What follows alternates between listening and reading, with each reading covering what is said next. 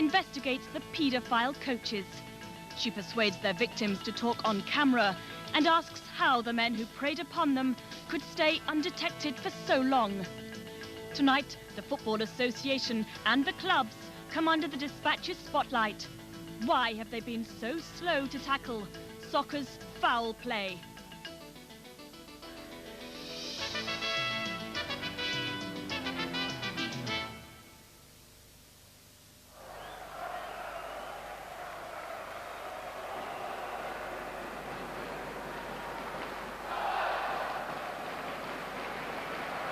Look at your opposition, right? They're knocking big long balls and they're catching us out.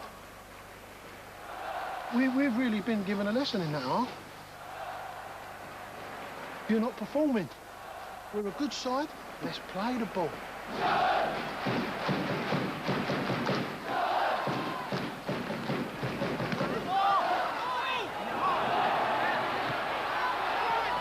Charlton Athletics under-14 squad, already earmarked as possible professionals. In 2 years' time, they could be signed as full-time trainees, the first step on the road to stardom.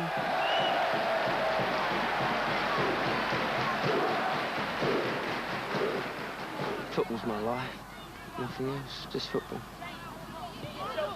Hopefully get a big transfer to Premier League club, become a full England international about 22. If I was playing for a top Premiership team and I scored, then I could just imagine the crowd going wild, just having the crowd all cheering, chanting my name. I love it so much. It'd be such a dream come true for me. Many of Charlton's first-team players have emerged through the club's own youth scheme, groomed by coaches who've encouraged them from an early age. But elsewhere in football, other coaches have abused their influence. Football was a forum for the abuse, and it was his link to put him in a position where there were lots of young people, lots of children around, in order to be able to select those people for abuse. I think he's using his power that he gets from the football clubs to get his sexual kicks from the youngsters that he's coaching. He was a grown man playing psychological games with a young lad. He made me trust him, he made me believe in him, he made me believe that the way to success was going to be close with him. But looking back, the way he did things and the things that he did were wrong. To be doing that with young kids is wrong. One of the game's most famous figures, Bill Shankly, once said, "Football is not a matter of life and death. It's much more serious than that." But can football be more serious than the risk of sexual abuse to young players? The Football Association, which regulates every aspect of the game, has never issued any guidelines to clubs to ensure children are protected. The game appears to have adopted what is, at best, a blinkered approach. The view seems to be, it just can't happen in football. Well, Dispatches has discovered otherwise. In an American prison, a highly respected British football coach is serving 4 years. Dispatches has pieced together the untold story, almost 2 decades of sexual abuse, and how senior people in football had suspicions, but never spoke out.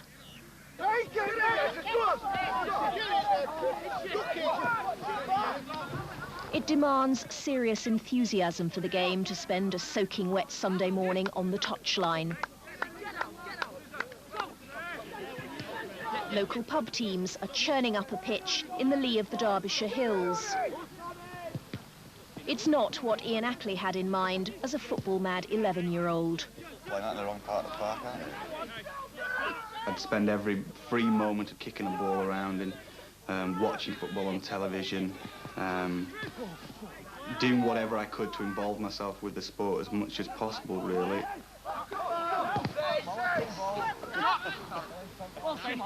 People were always telling us how good he was, and he was going to be a great star in the future. A lot of it, I suppose, was parental pride, that you were expecting him to do great things. So they were delighted when they were approached by someone who said he was a coach for Manchester City Football Club.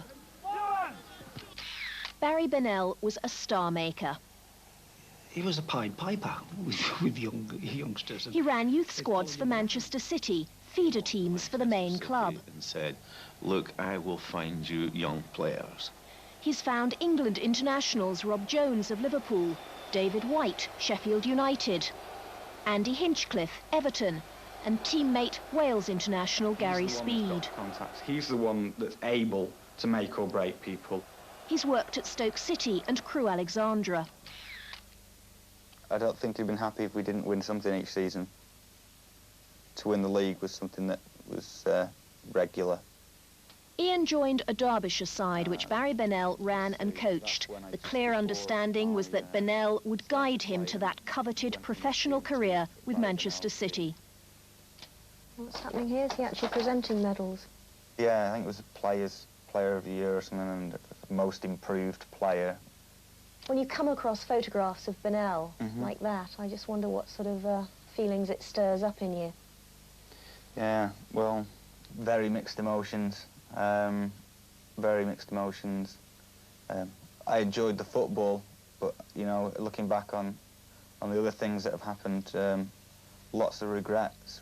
Reminds me very much of the control he had basically over people. And now he had very much people in his grip. He was very disciplinarian with regard to how much physical effort you put into the game and how much dedication you had towards it. And if you weren't prepared to dedicate yourself to it, then his attitude was, go and find another club to play with. He expected boys to show their dedication by spending weekends and school holidays at his home, and there were rewards. Ian was 11.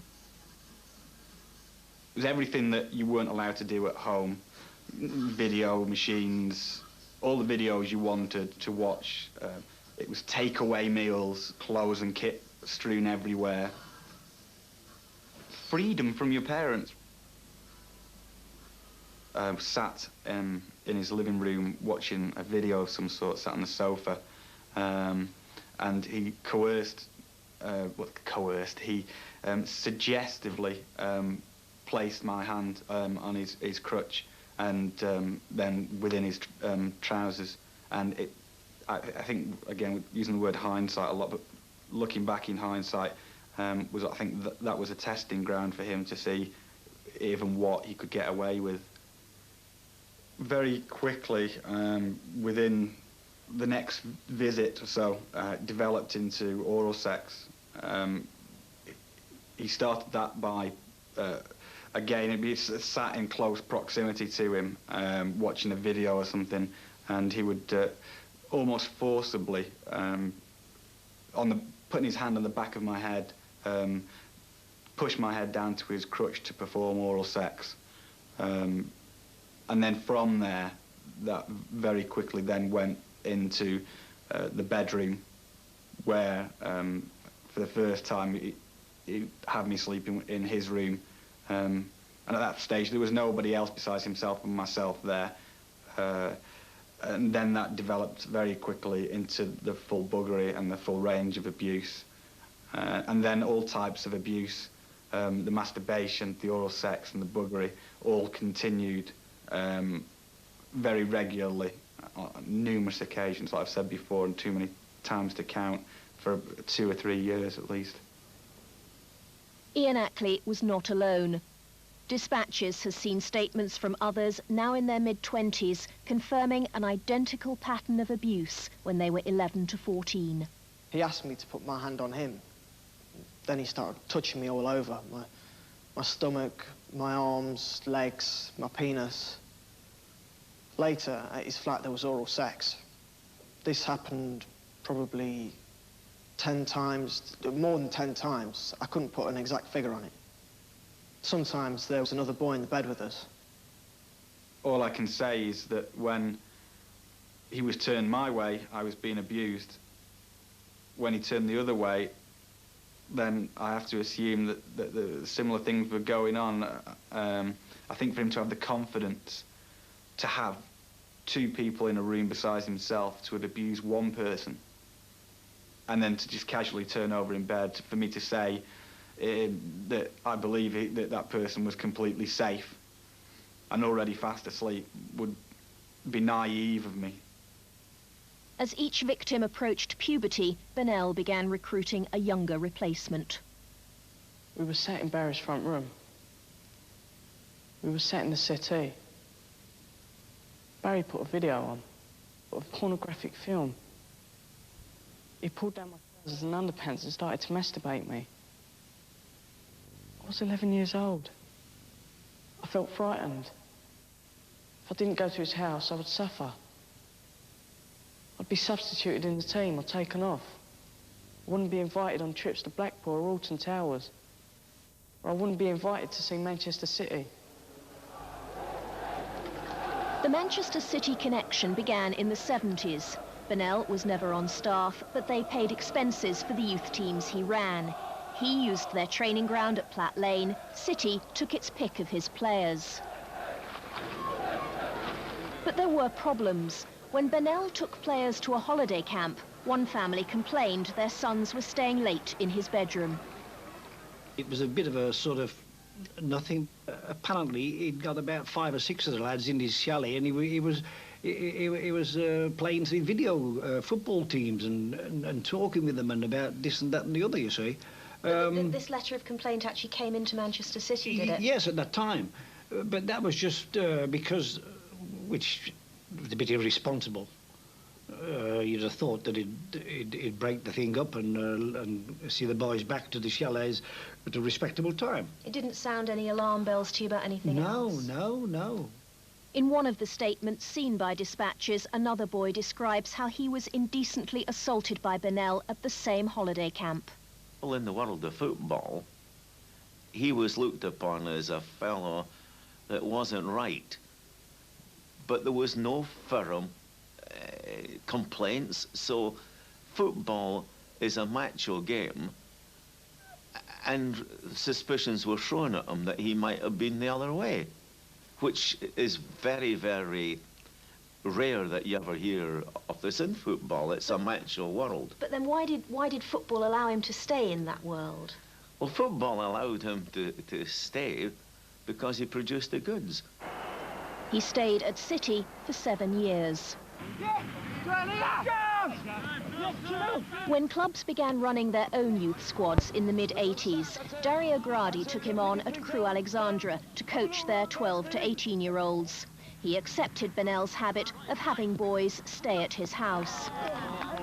He was running his team when he came to us. Most of those boys were Manchester City boys. And I think most of those stayed with him at some time or another. And he carried that on when he came here. And I have to say that we've never had any reports of any problems. But the club chairman certainly had concerns. Norman Rowlinson told dispatches Bennell had a certain magnetic attraction with boys, like the Pied Piper. So he rang Manchester City. He just rang me up questioning about him. And I said, what are you trying to say? He said, I think he was saying, he said, well, you know, Ken, we've had 1 or 2 reports about him and this, that and the other. I mean, did he say what reports? I mean, complaints from parents or what? Well, he said, like, with, you know, mucking about with kids or something or that. I said, no. I said, I can't help you, really. I said, because I've got no evidence whatsoever from that side of the fence. I said, I know what you're going to say. If you get the little bits and pieces, there's no smoke without fire. I said, but it's like everything else, unless you actually have evidence of something or other, what can you do? I said, no, I can't help you. I said, but I know what you're saying. Norman Rowlinson told dispatches he didn't consult Dario Gradi because he had no evidence with which to confront Bennell. Chairman and manager were unaware of other disturbing information. I mean, did you know that they were staying virtually, some boys, every weekend, every school holiday? They were spending a huge amount of time at Barry Bennell's house. Yes, but they all seemed to be happy and quite contented kids, yeah. Did any of them ever tell you that they were sleeping in his bed? No. No. That's not presumably not something the club would approve of. Definitely not, no. In this statement, a police officer describes his interview with a 15-year-old Crewe player coached by Bennell. He disclosed that he'd stayed at his home and in Barry's bed while he'd been there. He actually said he'd cut the ties, for want of a better word, with Barry, because he believed he was going to become a victim and he was frightened. I think he was saying he was aware that other youths had been Barry's favourites who used to sleep in his room. The rumours he'd heard were that Barry had been abusing those juveniles. The lad's a member of the Crewe football club. I think he heard this through the football club. But while young players apparently discussed their suspicions, the club itself heard nothing, saw nothing. Crewe finally sacked Barry Bennell 6 years ago over disagreements about football tactics. But that was not the end of his career as a football coach and a sex abuser.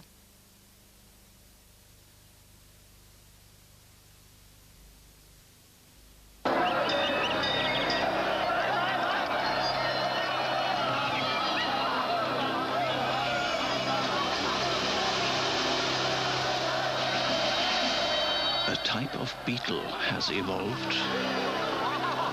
that, while it looks like any other beetle,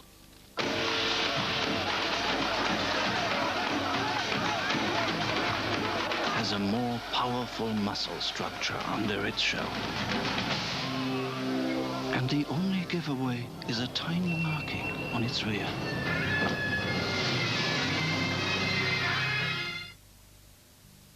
If Hovis made a new loaf that was specially baked for a thicker farmhouse crust and a delicious farmhouse flavour, what do you think they'd call it?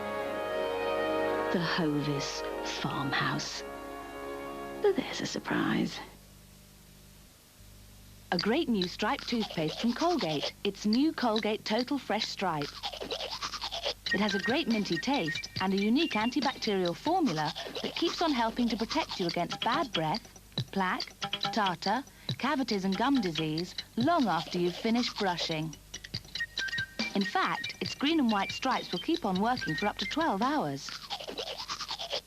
New Colgate Total Fresh Stripe outstrips other stripes. There's something amazing going on at Boots Opticians. A quite unbelievable half-price frame sale. A sale that all Boots brand frames want to be in. A sale so good, even designer frames want to be part of it.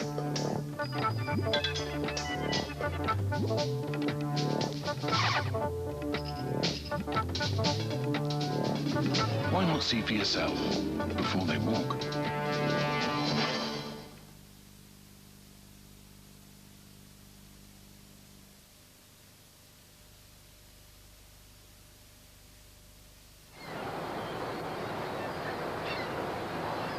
Jacksonville, Florida. In the summer of 1993, Barry Bennell brought youth teams from Staffordshire here on tour. They were sponsored by a British company which employed Bennell as a full-time coach. Stone Dominoes teams aged 11 to 15 came out for about 3 weeks at a time. The boys stayed with local families, as did their coach, Barry Bennell. One of the boys stayed with Barry in our home.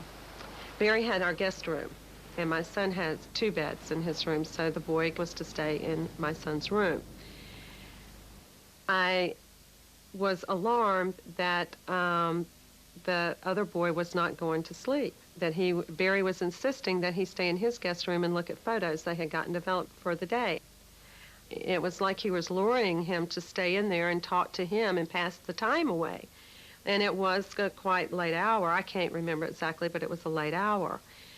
So after a while, I finally just got tired and went on to bed myself. And I kept insisting that that the boy go to bed, but it never happened.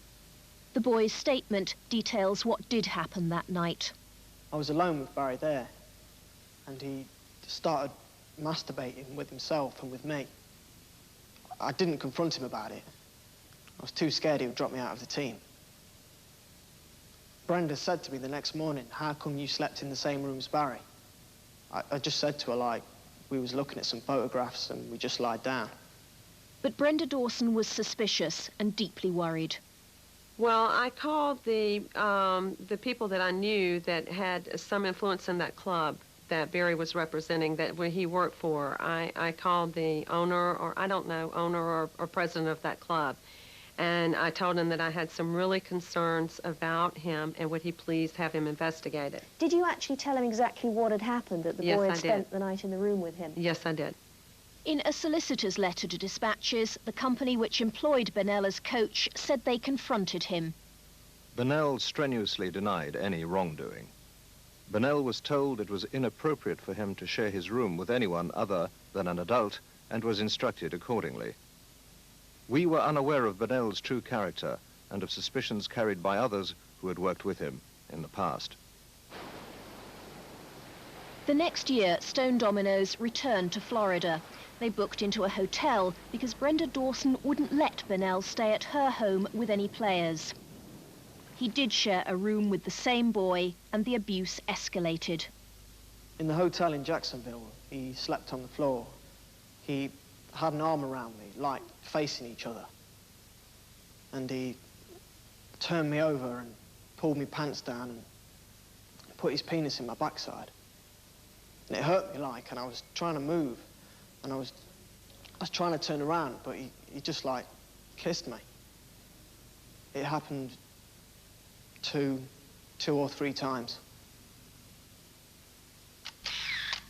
But for the first time in at least 16 years, one of Bennell's victims spoke out. Bennell was arrested. He was held in Jacksonville's prison. The boy, who was 13, told Florida police he'd come forward because he was terrified of catching AIDS from Bennell. My experience with this type of individual is that this activity is going to emerge in his middle to late adolescent part of life, and it doesn't stop. This behavior tends to be very compulsive. Their grooming techniques become very sophisticated and detailed, and because of their compulsive behavior, they tend to surround themselves with as many of these kids that they're interested in as they can. It's almost an insatiable appetite. And that's certainly what I believe is the case with Barry Bennell. So you believe that he was abusing right the way through? Absolutely. Absolutely. Florida police could only charge Bennell with offences which happened there. He admitted buggery and indecent assault against the boy. He's serving 4 years. What happens after that worries the American authorities. I wrote to the FIFA organization telling them of the charges and what he was convicted of, and that obviously this had involved a child who he had been coaching. And with his involvement in coaching, I thought it was important that they know that. One day, Barry Bennell maybe did get back to Britain. That would be important. I have not gotten any response from them. What do you think of that? I hope, ideally, that they did receive the letter and just felt like it was not necessary to contact me, but that they are taking steps to try to prevent this in the future. But I don't know if they are taking any steps because they've not told me.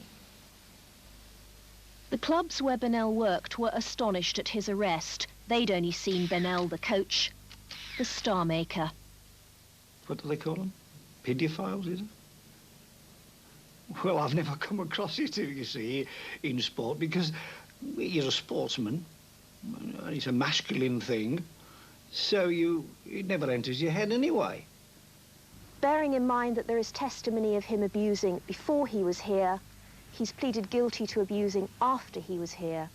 Do you believe it was possible he was abusing boys while he was here at Crewe? I think it's, of course I think it's possible, but I don't think at the time we had any cause for any concern. Did you know that 4 other people would have gone to America to give evidence that he'd abused them and that abuse had happened in the years that he was associated with Manchester City? You do surprise me.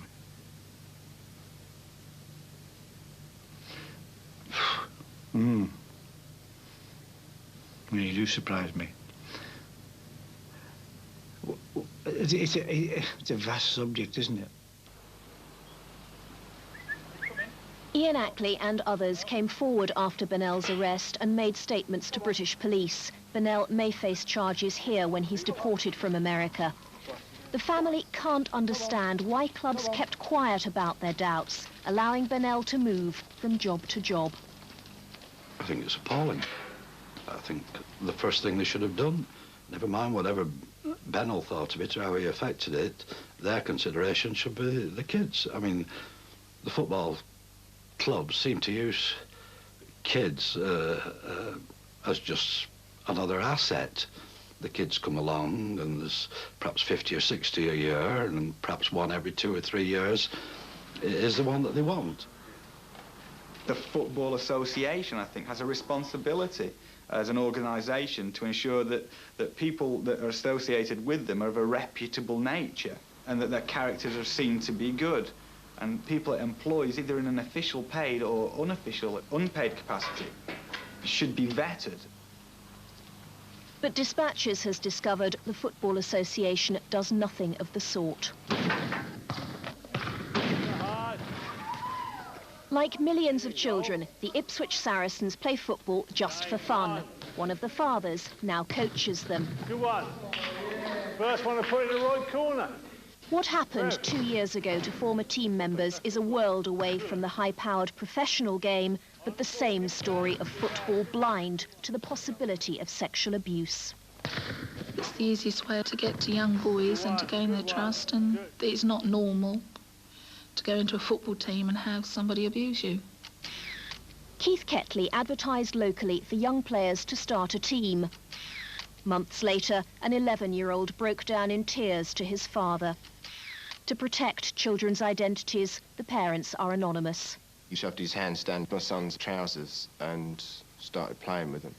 Ketley would lay on top of my son, sort of simulating sex. And I remember my son saying, you know, why is he doing this? He just couldn't understand why somebody was doing that to him. Ketley's now serving 5 years in prison. Parents were horrified to discover he was already a convicted sex offender. 4 years earlier in Southend-on-Sea in Essex, Ketley had pleaded guilty to indecently assaulting boys in the football team he'd set up there. We found adverts in the post office windows in the areas we live, and my son had been going on about joining a football team, so I phoned up Keith Ketley's phone number. And what was your impression of him when you met him? He was fine, sort of friendly, sort of guy, official. We had all the FA football forms for us to sign to join, and for subs and things like that, paying out money. So, but yeah, he come across okay. He was also very generous. Parents didn't realise that until their children gave statements to the police. My son and Keith used to go down the arcades to play in, like, the machines. Keith used to give him, like, £10 to £15 a time to do what boys want to do and play all the machines for as long as they want to. I was 9 when I first started going to Keith Ketley's house. He just called me onto the bed, took my trousers off, my jumper and pants. He played with my willy, put his fingers around it and wiggled it. After he finished, he gave me some money and took me down the arcades. The boys were aged 9 to 13. Ketley also asked them home to help him make sporting trophies. Again, he gave them money. I thought it was good for him. I thought he liked it as well, but after a couple of times, as I say, he said he didn't want to do it anymore. And he started to cry. On about 3 separate occasions, Keith tried to touch me. He put his hand down my trousers and inside my pants. I didn't go to trophy making after that, and I only played for the club for about 3 weeks after. The boy finally told someone. Keith Ketley admitted 4 charges of indecent assault and was sentenced to 18 months. After he came out of prison, he moved to Ipswich, changed his name and persuaded local parents to help him once again register a club with the FA. If I didn't sign and he didn't have a secretary, then he couldn't run the team and the boys wouldn't be able to play. Wendy, this is the Suffolk County FA affiliation form. I just wonder how kind of adequate a form you think that is. I don't think it's very adequate at all, to be honest. Not at all. What's on that form in terms of actually who's involved in the club? I mean, how much detail are they asking for on there? Just the secretary. They don't want to know anything else. Just for the money and the football. In fact, the local football association want 3 names, but only of club officials. They don't even have to be the people actually coaching young players. No checks will be made on necessarily on the background unless we were particularly suspicious that there was a problem. So in fact, Ketley took a precaution that he didn't need to take in using a false name, because in fact, if he'd used his real name, he wouldn't have checked on it. That's right, and in fact I don't know whether we would have been able to deal with him in that way because of the fact that I understand his previous experiences were in a different county, which meant that his original name would have meant nothing to us anyway.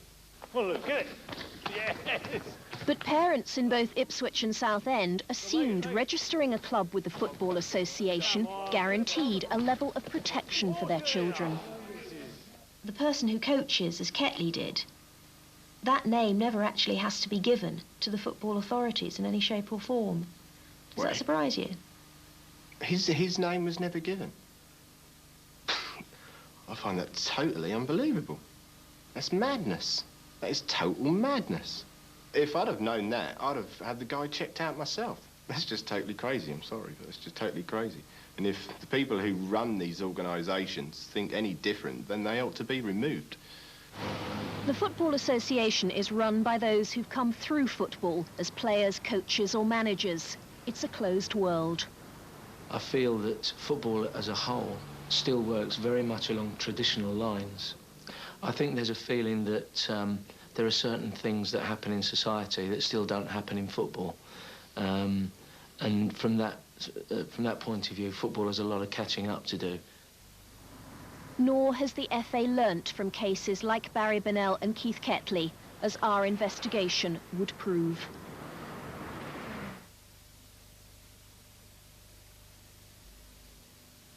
A lack of confidence can come from a phobia, being frightened, snakes or spiders, and a fear of small spaces.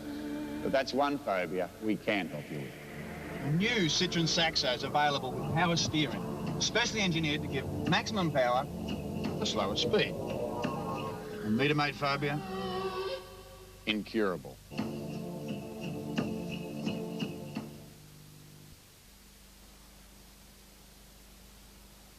For car glass, automatically think Autoglass. Throughout January, the Daily Telegraph is offering 50% off Air UK flights, and there are over 1,000 trips to be won, only in the Daily Telegraph.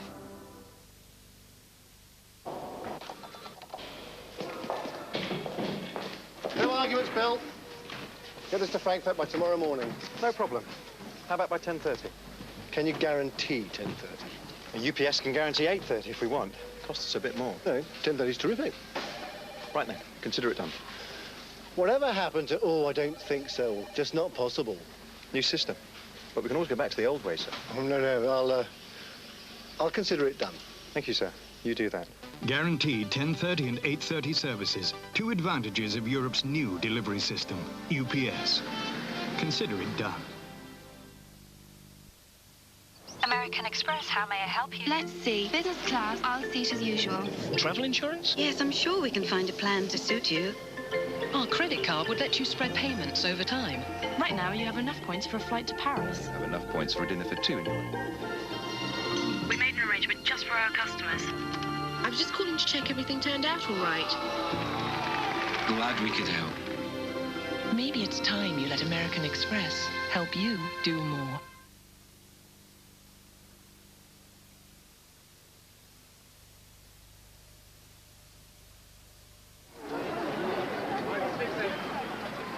On an average Saturday, 10,000 people turn up to support Charlton Athletic.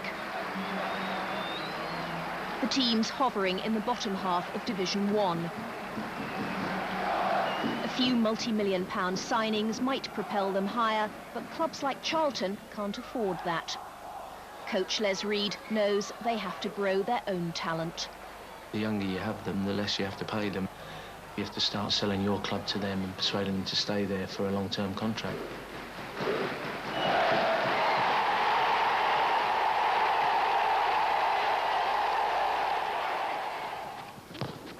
Most major clubs run schools of excellence, selecting talented youngsters from 8 upwards. The best sign schoolboy forms at 14, tying them to the club, and become full-time trainees at 16. Naturally, parents worry. Are their sons good enough? Do they give up school? But never could they be sexually abused. It's not the first thing that comes to mind when you think of football. It's a rather sort of unpalatable subject matter. No, it has never entered my head that maybe one of the coaches would make advances to any of the young lads. I've certainly had no questions or thoughts coming from my sons that are involved here. So the bottom line is that I guess I have to assume that Charlton are doing their homework, and that's it as I see it, really. I'm going to start off with a ball each, boys. Charlton may be the only league club that is doing its homework, as befits a place where most of the part-time coaches are teachers, used to the responsibilities of working with children. You've got everyone a ball, you haven't hung about, you haven't had to do thousands of stretchers. One of the things that surprises me about football is that here you have young children involved with adults in what is potentially a very dangerous situation. And it seems obvious to me that therefore you ought to have guidelines so that not only are the children protected, but so are the staff. So, we have what I've called a duty of care. We recognise He's introducing a code of conduct for all staff. My daughter goes to a tennis club every Friday night for tennis lessons. She's 9 years of age. But I've made my business to know who the coach is, what her qualifications are, what her background is, and so on. Most parents don't always do that. They bring their kids, they think they're handing them over to someone who's responsible and is going to look after them. And we have a responsibility, a duty of care, to make sure we do. The guidelines include always work in pairs, don't offer to drive children on your own, and don't put yourself in any questionable situation. All right. Sure. Don't look so worried. Those simple safeguards would have protected players elsewhere from sexual abuse. There are different degrees of sexual abuse. Barry Bennell inflicted the most severe form. His victims were repeatedly buggered over 2 to 3 years. But sexual abuse also includes indecent assault, and that's what happened to players at another major league club. Legally, the offence may be less serious, but the effect on the victims is nonetheless devastating. And from here to the change room today. Dean Radford is now in his mid-20s and playing for a semi-professional team in Bristol. As a teenager, his ambitions were quite simple. My game was to captain England, play football, earn money and be famous. He was a first-team player with Southampton, having trained from the age of 13 with their youth squad. Among his teenage teammates, one Alan Shearer. They told me that Southampton was the best route to fame and fortune. You know, the bigger clubs were too big. They would just buy someone later on. Southampton would look after me, groom me, and bring me through. And who told you all of that? Bob Higgins. Bob Higgins was Southampton's youth development officer, the man who'd decide whether Dean would later be offered the all-important traineeship. Bob Higgins coached at Southampton, then Peterborough United. He can make you one of the greatest footballers on the planet. Like England players Matthew Le Tissier of Southampton and Chelsea's Dennis Wise, Rod Wallace of Leeds, and football's most expensive asset, Alan Shearer. Bob Higgins was a brilliant coach, you know, fantastic coach. Today, he runs a private soccer academy. I would have done anything for Bob Higgins. And now I feel sad about it because I think a little bit of me feels a bit sorry for him. But there's a lot of anger involved, you know. I'm not doing this interview to to get at him. But what he did was wrong. Was it abuse? Yeah, I think it was. Yeah. Was it sexual abuse? In my case, yeah. What he did, there's no explanation for. Players regularly stayed at his home. Some prefer to remain anonymous, embarrassed at what happened and worried about the effect on their sporting careers. All have been enormously reluctant to speak. I just basically walked into the front room and this other lad was sort of led on the settee with Bob, you know, just like a father and son kind of thing, you know, which I thought, you know, I was a bit curious and didn't really know what was going on. When you say they were on the settee together, in what way? Led out, full stretch, basically cuddling, you know. He'd ask you to come over and lay on top of him, or lay next to him. And he'd drape his arm over you, undo like your buttons on your shirt, put his hand down your top. Hand down your shirt? Yeah, and just like rub your chest or whatever. Many players felt awkward. One boy tried to avoid further contact by going to bed. He'd just come in and he just was in, he was standing over my bed and I just sort of was half asleep and just looked round and he was standing there. Standing there clothed? No, he didn't have any clothes on, no. When Bob Higgins drove players to and from matches, they experienced more curious behaviour. If he was in the front, sometimes he'd get you to lay across him while he was driving.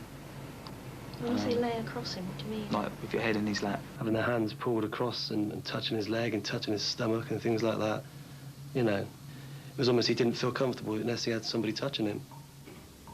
He insisted on doing most physiotherapy himself, highly unusual for a coach. So were some treatments he introduced, which others in football consider unnecessary. We would have soap water massages where we would basically lay down fully naked, just on the floor, basically, in the changing rooms, in the shower room. And soapy water would be sort of poured over your body naked, and he would massage all over your body. He liked to touch young lads at that age group. He was just in a position where he had a lot of young lads around him, and by having a soap water massage, you know, he's probably in his element, basically. Most of the time, if you was lying next to him, you could actually feel like he had it hard on at the time. He had an erection? Erection, yeah. But again, at the time, it was like, oh, is this normal?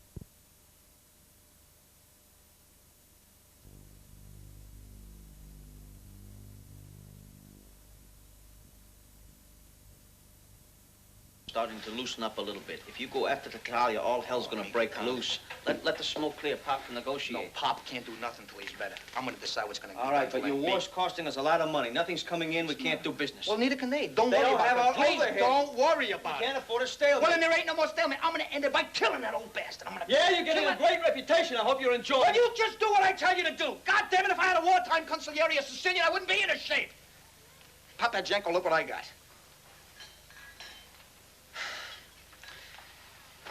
I didn't mean that. Mom made a little dinner Sunday. Told her. You know, niggas are having a good time with our policy banks up there in Harlem, driving them new Cadillacs, paying 50% on a bet. I knew that was going to happen since I started making big money. Well, Papa never talked business at the table in front of the kids. Hey, shut up, Connie. When Hey, don't you ever tell her to shut up. You got that? Don't interfere.